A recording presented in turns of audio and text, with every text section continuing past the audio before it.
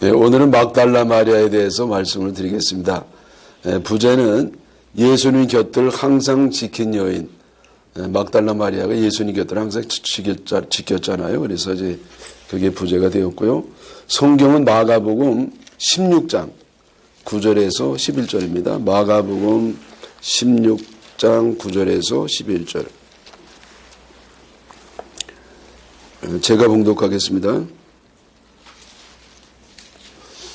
예수께서 안식 후 첫날 이른 아침에 살아나신 후 전에 7 귀신을 쫓아내어 주신 막달라 마리아에게 먼저 보이시니 마리아가 가서 예수와 함께 하던 사람들이 슬퍼하며 울고 있는 중에 이 일을 알림해 그들은 예수께서 살아나셨다는 것과 마리아에게 보이셨다는 것을 듣고도 믿지 아니하니라. 아멘. 예, 막달라 마리아는 갈릴리 지역에 있는 막달라 출신입니다. 여러분 막달라 마리아 할 때 그 막달라가 뭘 막달라는 건가 하여튼 좀 이게 뭔가 싶었는데 그게 지역 이름이에요. 동네 이름이라는 걸 알면 되겠습니다. 또 이 막달라 마리아는요 예수님을 따르던 여인들이 참 많잖아요. 셀 수 없는 여인이 따라다녔는데 그 가운데 항상 제일 먼저 언급이 돼요.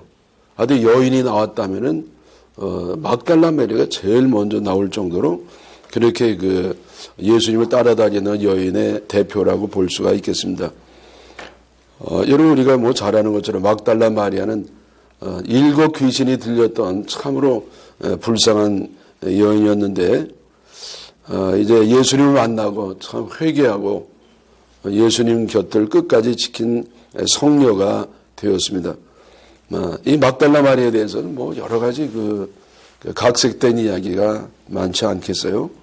그래서 뭐 막달라 마리아가 예수님의 애인이라는 하는 사람도 있고 결혼해가지고 애까지 낳았다고 한다든지 하여튼 뭐 별의별 얘기가 다 많습니다.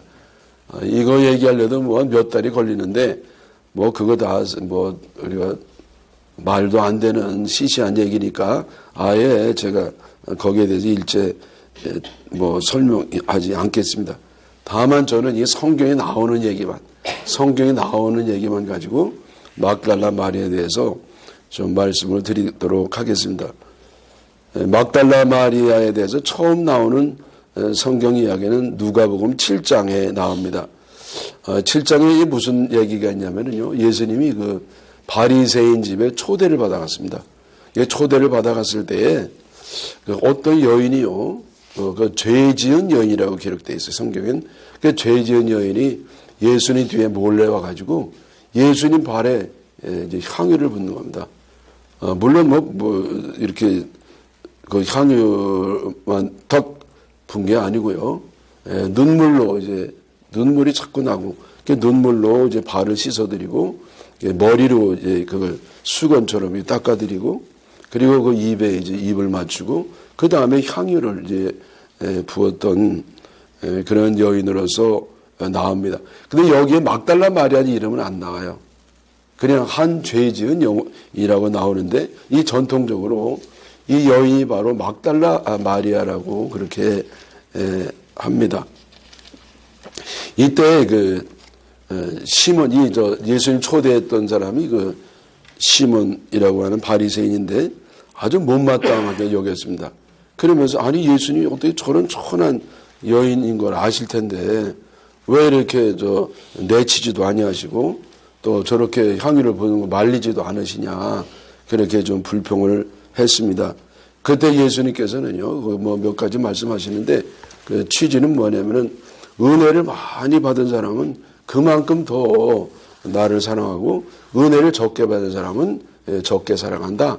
그런 취지로 말씀을 하셨습니다. 그래서 이 막달라 마리아가 바로 이 여인이라고 하는 내용이 나오는데 또 어떤 학자들은요. 그 근거가 희박하다는 학자도 있습니다. 왜냐하면 그 7 귀신이 들린 여인이라고 하면 지금 이 바리새인이 누굽니까?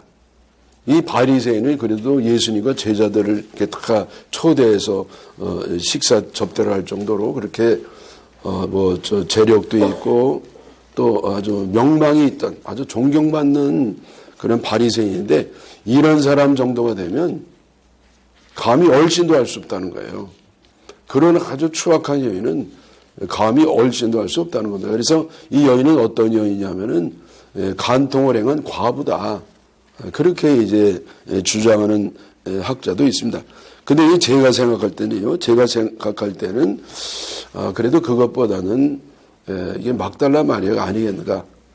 왜냐하면 7 귀신이 들렸다고 하면은요, 7 귀신이 들리면은요, 지금 과부가 이렇게 죄 지은 그 정도가 아니에요.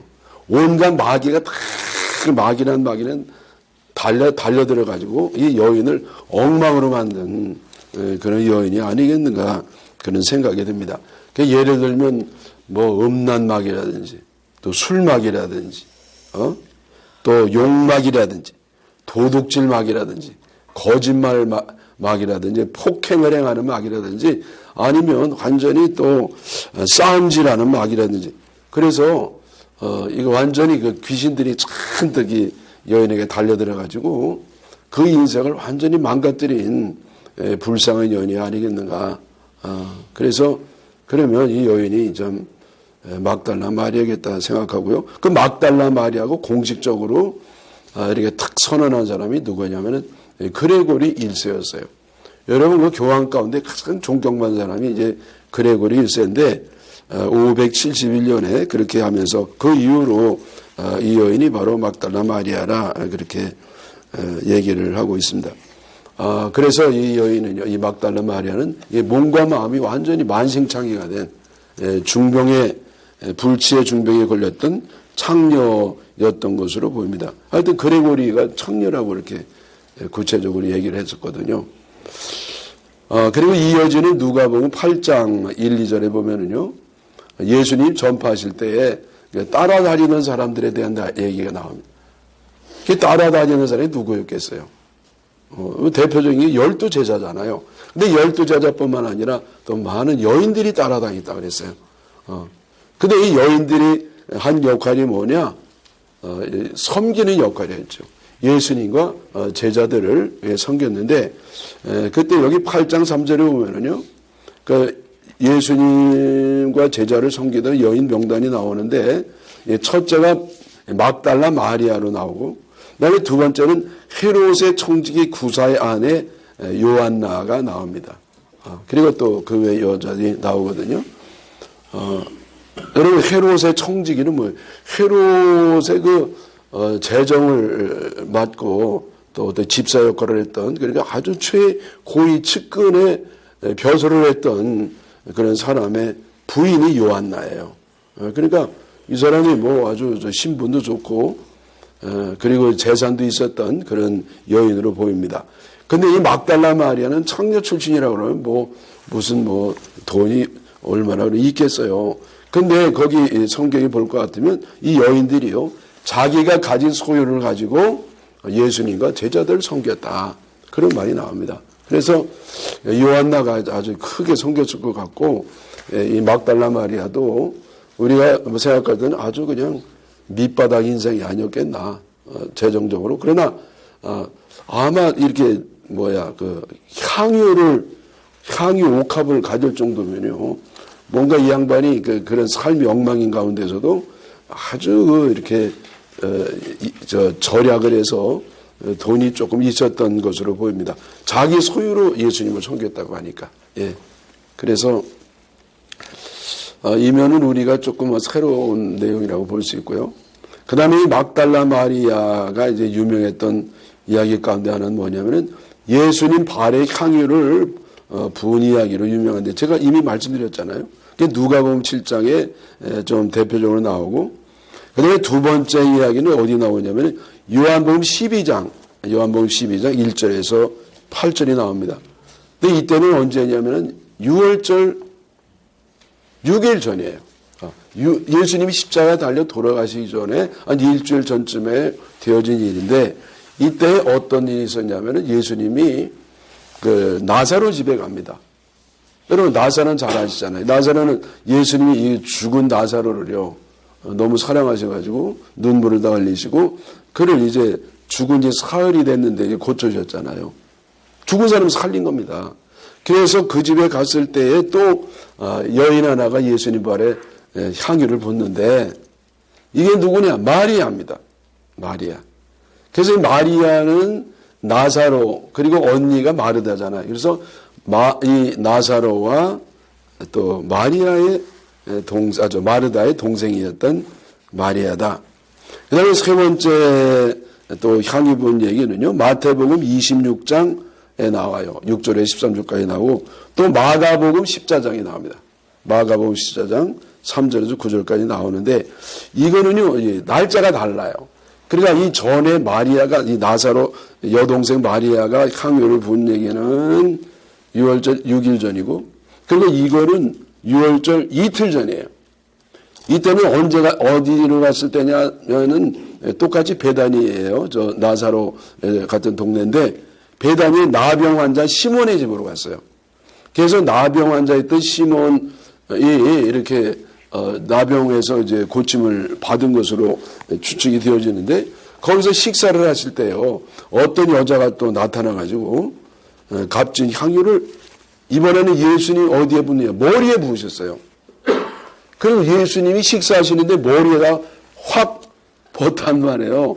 그래서 저는 이것이 그리고 세 이야기가 다 여인이 다르다고 봐요. 이거는 같은 사람으로 보는데도 많아요. 그러니까 여러분 이거 참 헷갈립니다. 그러니까 주석도요. 잘 못 믿어요. 하도 학자마다 의견이 달라서. 근데 제가 볼 때는 이게 다르단 말이에요. 첫 번째는 막달라 마리아 같고 두 번째는 이름이 나오잖아요. 아예 마리아예요. 저 나사로 동생 마리아고 세 번째도 이름이 안 나옵니다. 근데 이거는 다른 여인으로 추측이 됐는데 왜 이 다른 여인이라면 때가 다르죠? 또 하나는 뭐가 다르냐면요. 여인들의 성격이 달라요.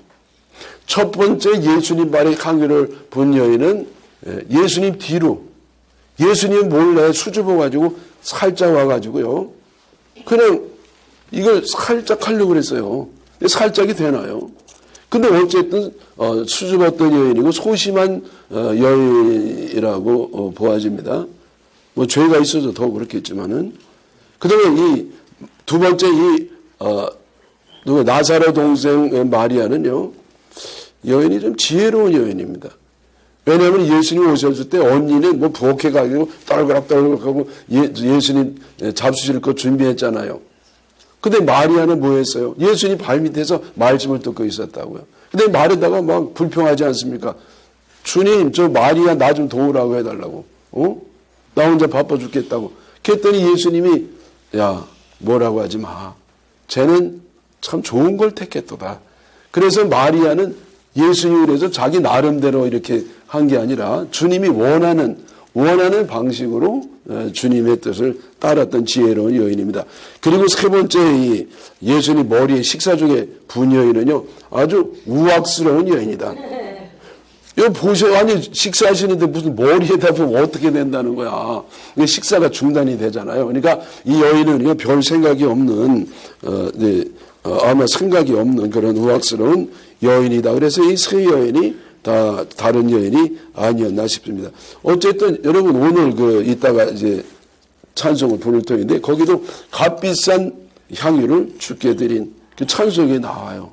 그래서 그런 거 보면 이제 바리새인 집에서 향유를 예수님 발에 본 여인이 막달라 마리아겠구나 이렇게 뭐 근거가 있는 추측을 합니다. 그 다음에 이 막달라 마리아는 이름이 본격적으로 나오는 거는 예수님이 십자가 지시고 돌아가시고 부활하셔서 그때의 막달라 마리아가 아주 집중적으로 나옵니다. 그 여인들이 계속 따라가요. 그 제자들은요 다 도망가. 큰 소리 치던 베드로는 뭐 벌써 일찍이 1차로 도망갔고, 그 여러분 큰 소리 치는 사람은요 그 별로 이렇게 가치를 둘 거 없어요. 하여튼 근데 이 여인들이 크게 따라갑니다. 그래서 첫 번째 예수님이 십자가 지고 죽으셨을 때 그 운명하는 걸 바라본 사람들이 이 이야기가 나오는데 그 여인의 명단이 나옵니다. 그래서 여기 보면 세 여자의 이름이 나오고 그 중에 막달라 마리아 이름이 가장 먼저 나옵니다. 그게 마태복음 27장 55절에 나온다. 마태복음 27장에 거기 마리아 이름이 제일 먼저 나갑니다. 그래서 이 마리아는요, 항상 예수님 곁에 가장 가까이, 뭐 예수님 십자가 질 때도요, 이렇게 그 옆에 이렇게 서 있습니다.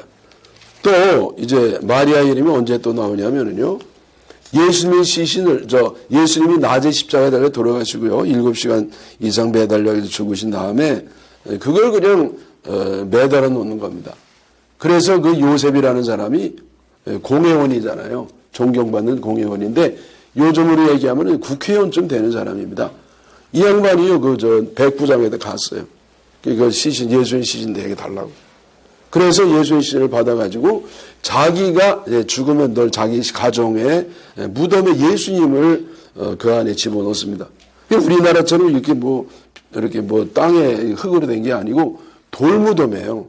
그래서 동굴을 파가지고 그 안에 예수님 넣고 돌무덤을 닫아 놓습니다. 근데 그걸 봤던 여인이 2명이 나와요. 그게 바로 이제 막달라 마리아와 요셉 어머니 마리아. 이게 마가복음 15장 47절에 나옵니다. 그래서 이 마리아가요, 낮에부터 그때까지 먹지도 않고 슬퍼하면서 예수님 곁에 밤중까지 있었던 겁니다. 그 시신이 어디 있는지 거기까지 따라가지고 예수님이 어디에 묻히는 것까지 그걸 봤단 말이에요. 그리고 그 다음 날은요, 종일 또 다니면서 예수님 몸에 발라드린 향유를 또 사지 않았겠냐고요. 그리고 안식구 첫날이 됐을 때에 또 이때에 막달라 마리아 이름이 나옵니다. 그게 요한복음 20장 1절 이하에 나오는데요. 그래서 이 막달라 마리아가요, 향유를 가지고 예수님께 또 가요. 이게 살아계실 때는 이 비싼 향유를 갖다 예수님 발에 붓고요. 이제는 이 향유를 가지고 예수님 몸에 이렇게 발라드리려고, 근데 가가지고 기절초풍합니다. 왜냐하면 돌문이 열려 있는 겁니다. 이 돌문이 열 수가 없어요. 한번 콱, 그러니까 밀어서 넣는 건 쉬운데 다시 여는 거는요, 이거는 장정이 적어도 몇 명이 달려들어야만 되는 거거든요. 근데 이게 열려 있는 겁니다. 이게 들어가 봤더니, 이 예수님이 안 계신 거야. 세마포 예수님 덮던 천만 있고요. 그래서 이 마리아가 놀래가지고 막 이제 이 제자들에게 가가지고 얘기를 하는데 그 베드로하고 요한에게 얘기하지 않습니까? 그래서 이제 그때 또 마리아가 또 베드로 요한하고 같이 무덤에 또 왔어요. 와서 이 베드로하고 요한이 있다가 이 아무리 찾아도 이게 어떻게 된 건지 알 수 없어서 그냥 갔습니다. 계속 있을 수 없잖아요. 근데 마리아는 혼자 울면서 혼자 거기 남아 있는 겁니다. 그러다가 천사를 먼저 2명 보고 그 다음에 예수님을 봤어요. 예수님이 마리아에게 나타나서 가지고 마리아야. 그래서 마리아가 주님 만지 마.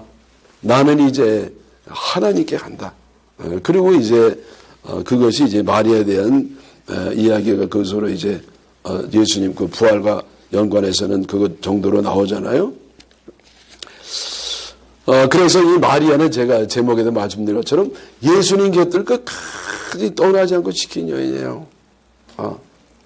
그래서 맨 처음에 마리아를 이렇게 창녀 출신이라고 그래가지고 별로 이렇게 중요하게 여기지 않고 천하게 여긴 여인도 많이 있었는데 이제는 이 마리아야말로 정말 훌륭한 사도였다. 그래서 여러분 그 요한 바오로 2세는 이 마리아가 사도 중에 사도다. 그런 얘기를 합니다. 이게 사도보다도 더 우위에 두는 그런 것이 이제 요즘에 그 대세로 볼 수가 있겠습니다.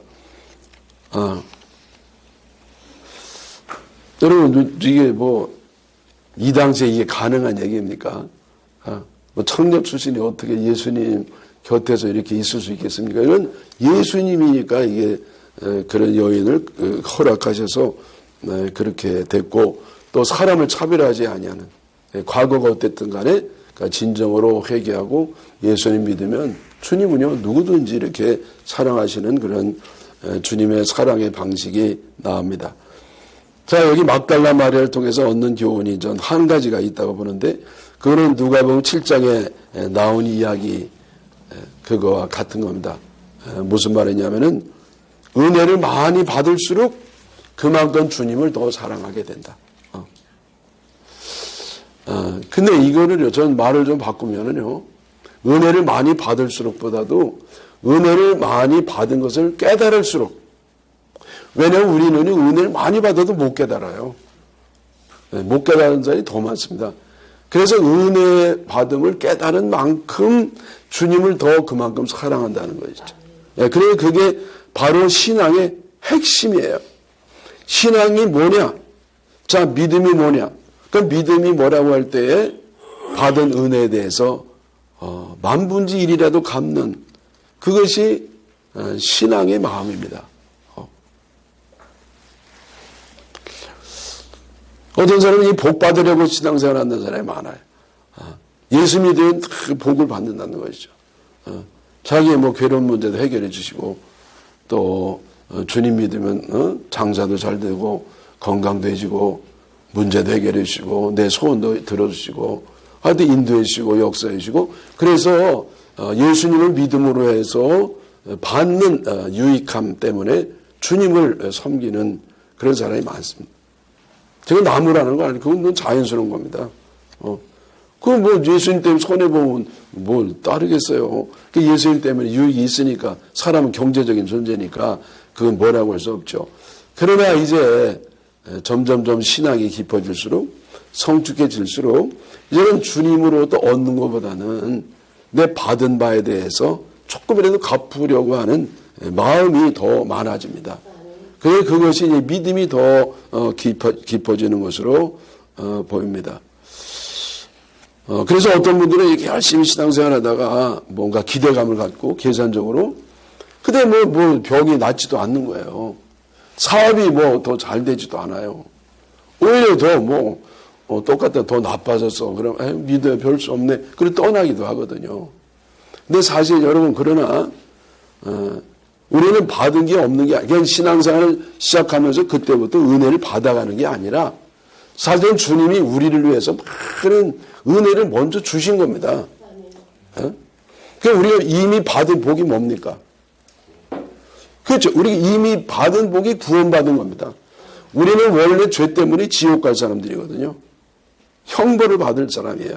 근데 예수님이 우리 대신 죄값을 다 치르시고 그리고 죽으셨다 부활하셔서 우리도 예수님 믿을 때 아주 거저 공짜로 구원을 받게 되었습니다. 그 구원을 받으면 어떻게 됩니까? 우리같이 형편없는 죄인이 하나님의 자녀가 되는 겁니다. 또 영원한 생명을 얻는 겁니다. 또 지옥 갈 사람이 천국에 가는 겁니다. 이 땅에 있을 땐 주님의 자녀가 돼서 주님의 인도를 받고요. 그래서 하여튼 우리는 주님의 은혜를 이미 받았어요. 그걸 깨닫지 못할 뿐이지. 주님은 온 인류를 위해서 그렇게 다 이미 우리에게 은혜를 주신 겁니다. 그게 보편적인 은혜예요. 그게 모를 뿐이지. 알아도 믿지 않을 뿐이지. 그래서 이것을 깨달아가는 과정이 믿음이다. 그래서 우리는요, 이 주님이 우리에게 베푸신 은혜를 생각할 때는 이거 나는 무익한 종이라고 할 수밖에 없어요. 왜냐하면 이 받은 은혜가 너무 커요. 하늘을 두루마기 삼고 바다를 먹물 삼아도 그걸 다 기록할 수 없을 정도로 그렇게 받은 은혜가 크고 내가 갚는 것은 너무 적기 때문에 우리는 주여 나는 죄인이로소이다 그렇게 고백할 수밖에 없습니다. 여러분이 빚진 자는요 평생 빚쟁이에게 매어서 삽니다. 빚 갚기 전에는 자유가 없습니다. 평안이 없습니다. 빚장이 앞에서 늘 주눅이 들어요. 그 앞에만 서면 작아집니다. 실컷 웃다가도 막 웃음이 싹 가시죠. 그래서 우리 신앙인들은 주님 앞에만 서면 큰 소리를 못 칩니다. 주님 앞에서는 존재감이 없어집니다. 항상 감사하고 죄송한 마음뿐입니다. 그래서 여러분 이게 우리 신앙인들이 갖는 기본적인 마음이에요. 난 주님께 받은 은혜가 없어가지고 감사 못하겠다고. 여러분 이건 제가 말씀드렸잖아요. 그건 이제 착각이라고. 주님의 은혜를 깨닫지 못했을 뿐입니다. 자, 그러므로 이 구원의 은혜를 받은 사람은 평생 사랑의 빛, 주님께로부터 사랑의 빛인 자가 되고 또 평생 감사하는 자가 됩니다. 자, 여러분 이 본문으로 돌아가서 이 막달라 마리아는 너무도 끔찍하고도 추악하고도 비참한 삶을 살았습니다. 그리고 예수님 만나가지고요, 완전히 180도로 삶이 달라집니다. 사람이 달라지고요, 완전히 상상할 수도 없었던 새 삶을 살게 됩니다. 과거에는요, 쉽게 얘기해서 걸레 같은 삶을 살았는데, 이제는요, 참 인간이 됐어요. 거기다가 성녀가 됐습니다. 이 세상 누구보다도 거룩하고 존경받는 여인이 됐습니다. 여러분, 막달라 마리아는요, 도저히 마귀의 속박에서 벗어날 수가 없었어요. 마귀 한 마리만 달라붙어도 벗어날 수 없는데 7 마귀가 달렸으니까 어떻게 벗어납니까? 그리고 이 삶의 이 고통스러운 죄의 굴레에서 벗어날 수가 없었어요. 도저히 이거는 뭐 상상할 수도 없는 일이었습니다. 그런데 이 상상할 수도 없는 일이 현실로 드러났습니다. 예수님을 믿고 예수님 때문에 그의 삶과 인생이 완전히 180도로 달라졌습니다. 그래서 마리아는요, 그 비싼 옥합 그거 전 재산 같은 건데, 쉽게 얘기해서 몸 팔아가지고요, 그것만 매달려 왔어요. 근데 그거를 주님께 드리면서도 너무 고맙고 감사해서 눈물을 흘리면서 주님 앞에 드렸습니다. 여러분, 이 건축 헌금을 하면은요, 그냥 이렇게 평범하게 드릴 수가 없잖아요. 최선을 다해 드린다 할지라도, 근데 건축 헌금을 하면 재산의 일부를 막 떼어서 드리는 겁니다. 근데 어떤 분은요, 그 형편에 비해서 너무 많이 드려요. 아니, 저 형편이면 저렇게 많이 드리면 안 되는데, 그게 말리고 싶어요. 도로 이제 물리고 싶은 그런 사람도 있어요. 근데 이거를 그렇게 기쁨으로 드리면서 눈물로 드리는 분이 있어요. 이게 아까워서 울어요? 아니에요. 너무 감사하다고. 아니, 그거 손해가 그렇게 나는데, 앞으로 몇 년 동안 당신 삶이 이렇게 어려워질 수 있는 건데, 왜 이렇게 울면서 감사하고 드리냐면, 왜냐면은요, 아니, 자기같이 부족한 사람이, 자기같이 가난한 사람이 이렇게 주님 앞에 드릴 수 있는 자체가 너무 감사하다는 겁니다. 자, 이거 어떻게 주님의 은혜가 아니면 이렇게 드릴 수가 있냐는 거예요. 그래서 이게 너무 적어서 죄송하다고. 그래서 주님 은혜 갚을 수 없어도 너무, 그러나 드릴 수 있어서 너무 감사하다고 그렇게 눈물로 드리는 사람을 보고 제가 은혜를 많이 받았습니다. 그게 아니 막달라 마리아의 심정이 아니겠냐고요. 여러분, 그래서 이 막달라 마리아 같은 심정을 가지고 주님께 드리는 사람은 복을 받습니다. 주님께 나중에 상도 받고요, 또 주님께 칭찬도 받고 복도 받는데, 그러나 이 사실로 말씀드리면 이미 받은 것 같아요. 이미 복을 받았습니다. 왜? 주님이 다 아시기 때문에. 그리고 주님이 가진 행복한 마음을 갖고 계시니까. 주님은요, 너무 행복한 겁니다. 왜? 우리 때문에 그 고난을 받으면서도 온 인류를 구원하는 게 열어놨으니까 주님은 행복한 겁니다. 그래서 이 행복은 아무도 뺏을 수가 없어요. 이 땅에 없는 하나님이 이렇게 막달라 마리아에 주셨던 그런 은혜를, 그런 심정을 가진 사람에게도 주시는 줄 믿습니다. 여러분, 이와 같은 행복이 우리 마음속에 있기를 축원합니다.